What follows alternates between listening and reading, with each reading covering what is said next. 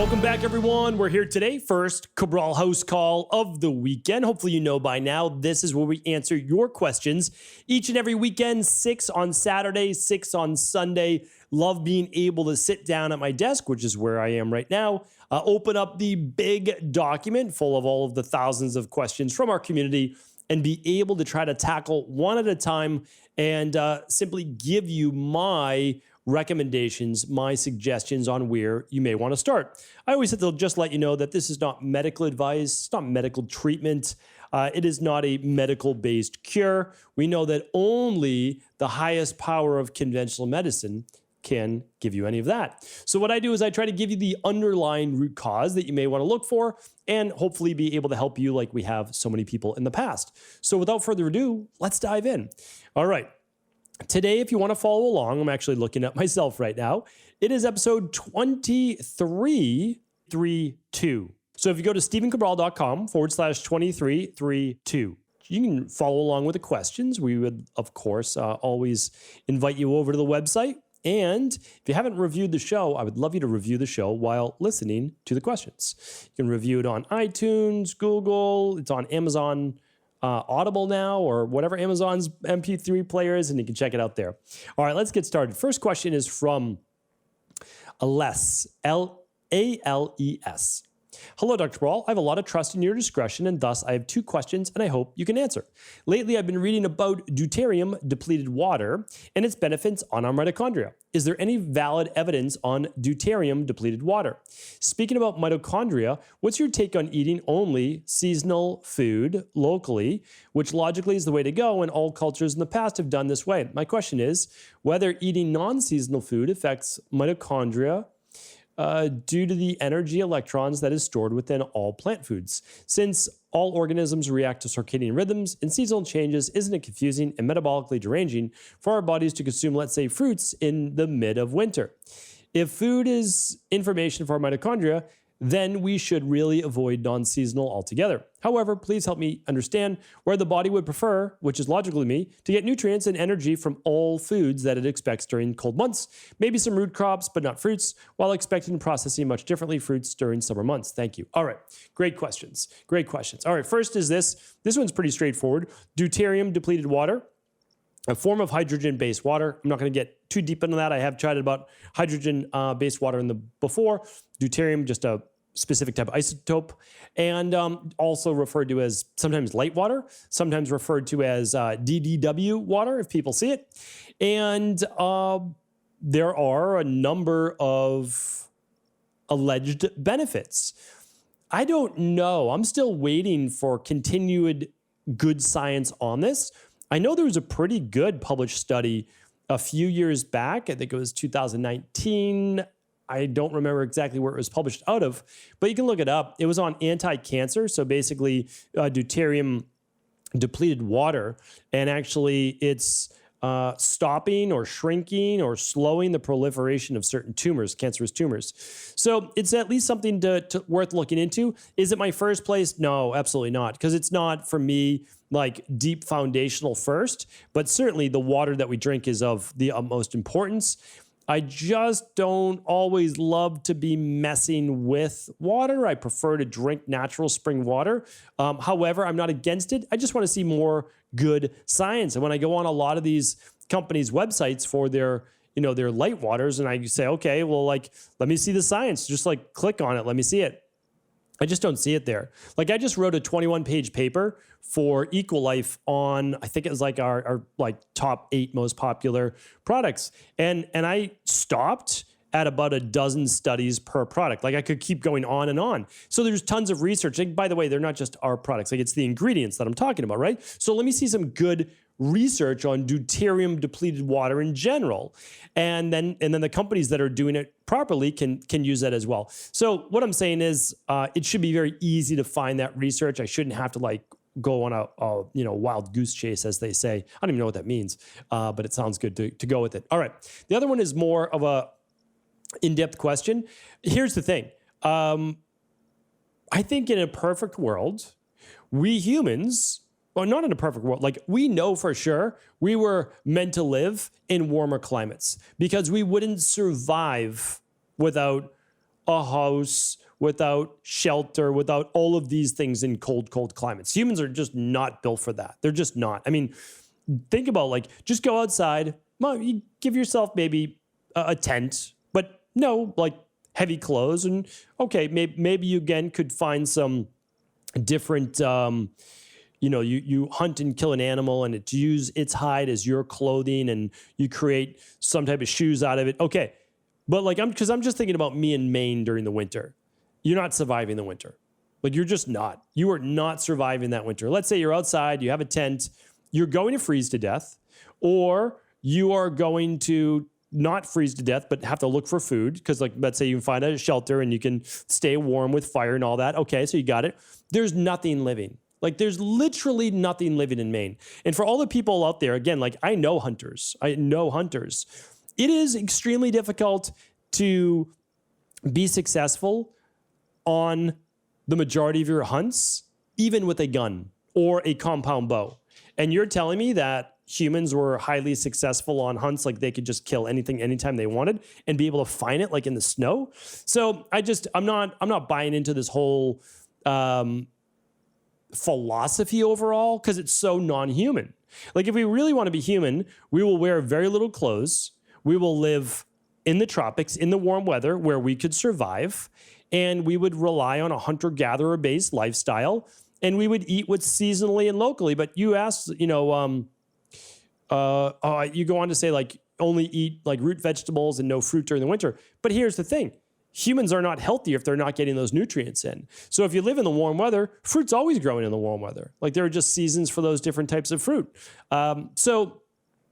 Yeah, I mean, so I agree with you though. Like that's the thing is like, I still agree with you that that's the healthiest way to do it. The healthiest way to do it is seasonal and local. It's just not always within our wheelhouse. So I still believe though, as long as you're eating that food with those electrons in that plant-based food, you get a lot of it. I don't necessarily think it deranges our mitochondria. I see very healthy people in our practice. I consider myself to be healthy.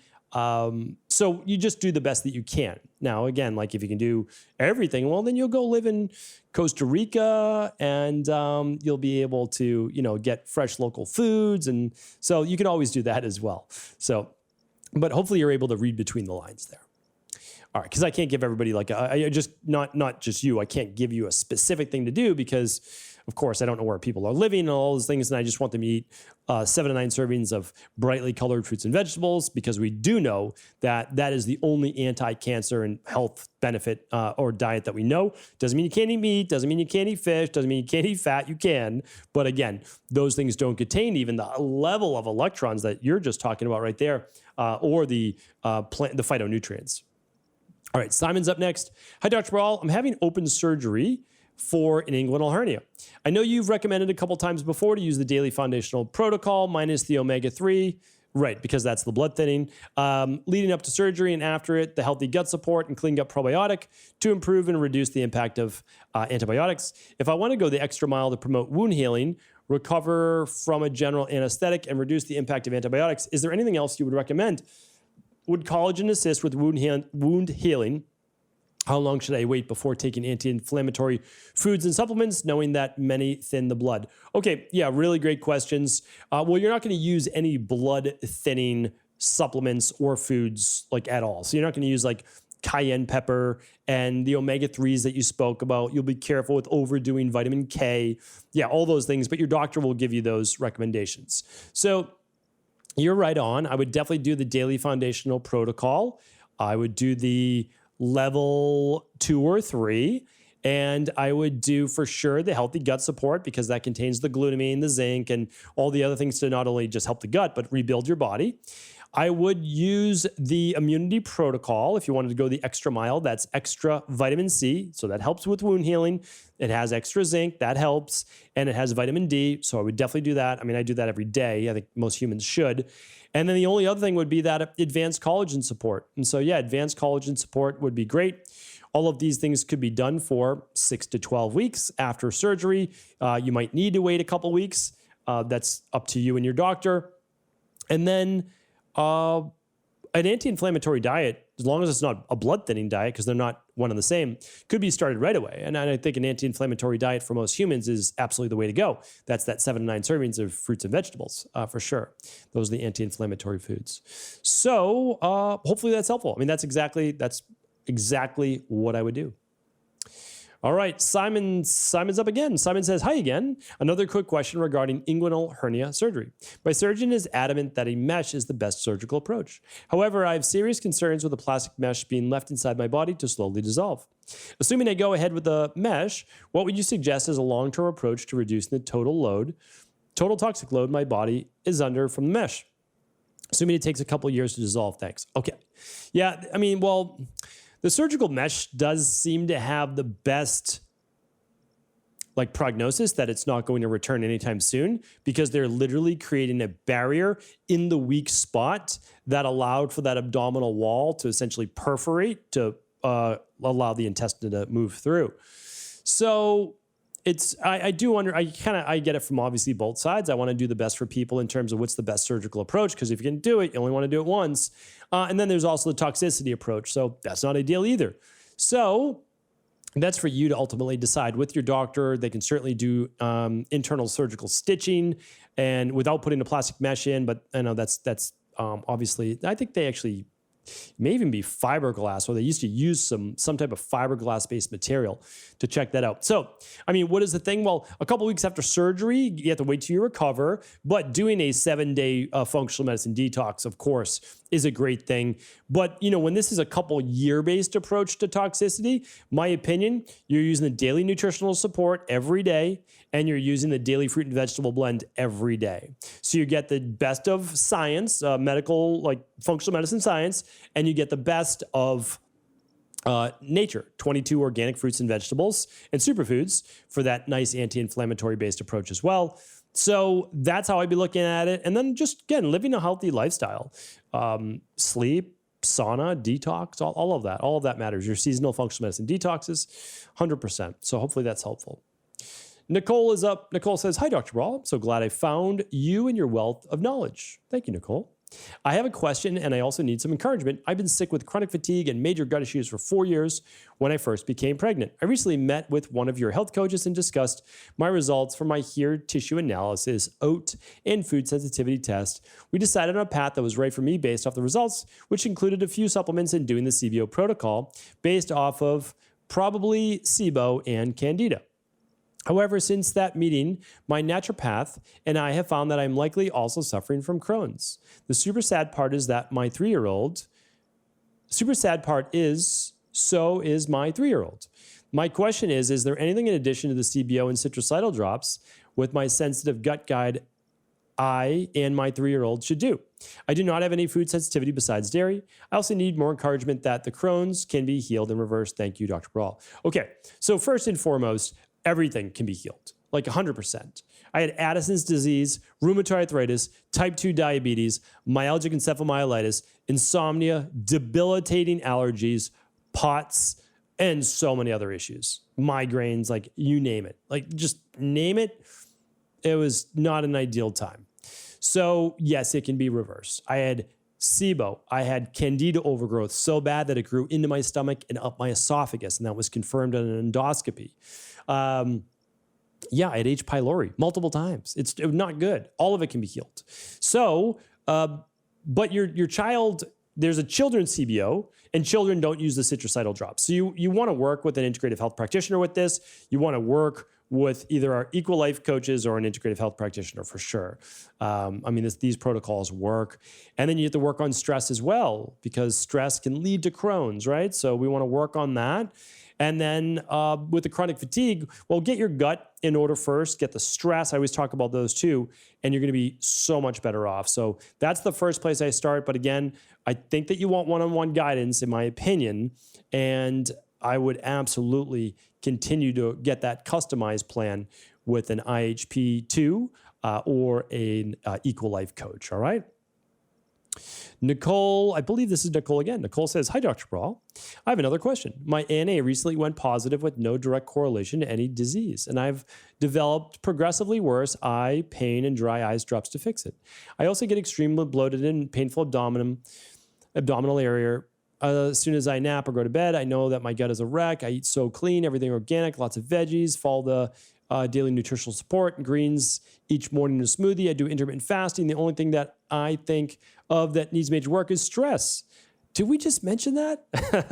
And all kidding aside, but again, like I've done this myself personally, over 40,000 appointments, and my team's done this over 250,000 times. So, I've just seen this a million times. I guess not a million, but over 250,000 times.